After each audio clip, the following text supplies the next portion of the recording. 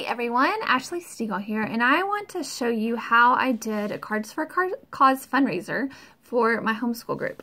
Now this could be adapted to be used for any group out there, a soccer team, a family going on a mission trip, a church group, any kind of school group. But in particular, this situation was done within a homeschool co-op community type thing. So the first thing that I did was I sent out an email letting everybody know what was going to be going on, and I set the time frame for 2 weeks. You don't want it too long or too short, but you definitely want a hard deadline because everybody waits till the last minute. We're all procrastinators. Okay, so I always bring an example of a box, and typically I have an old one. It's not what's currently available, and that's okay, but I do want people to see how fantastic the cards are.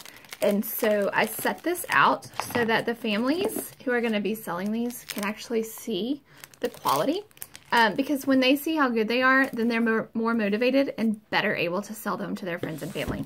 So I want them to see the size of the box, the quality, how it works, how they've got the tab dividers in there, and then I even offer some ideas of how they can use the box when they're done with their cards. So that's one thing that I do. The other thing that I do is I print out a flyer in an order form per family. And so the flyer will have what the current boxes look like, so they can see what they're choosing from.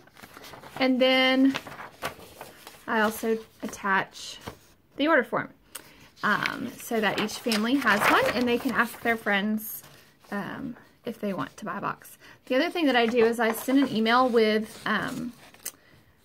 graphics that have the different cards and the different boxes split up just a little bit better so that people can have a better detailed look. If they want to post it on Facebook or send that out to an email or just show pictures on their phone to their friends, it'll give them a better idea to what they're doing. So that's another way that you can do advertisement. I posted it on my Facebook page saying, hey, my kiddos are doing this for their homeschool group. If you're interested, let me know. And I actually had several people in our community share that post and kind of tailor it to make it their own. So those are 3 ways that you can advertise: is provide the flyer for your families, email them a graphic that they can use, and then if you advertise on your Facebook page, then your friends can then share it, or the people in your group that you're doing the fundraiser with can then share it with their friends. And I think advertisement is the best, like that's important. You've got to get the word out that you are doing this, otherwise you won't be able to sell the boxes. And then in the past, I have done a prize for the family who sold the most boxes. That's up to you if you want to do that or not. I've only done it once.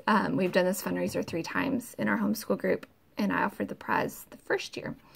And so that's totally up to you. I will say that I've found that the sales have increased over the years. The first year, nobody really understood. Even though I brought in examples, I actually didn't have a box. I just had separate cards to show. And so the idea of what this box looked like was kind of foreign.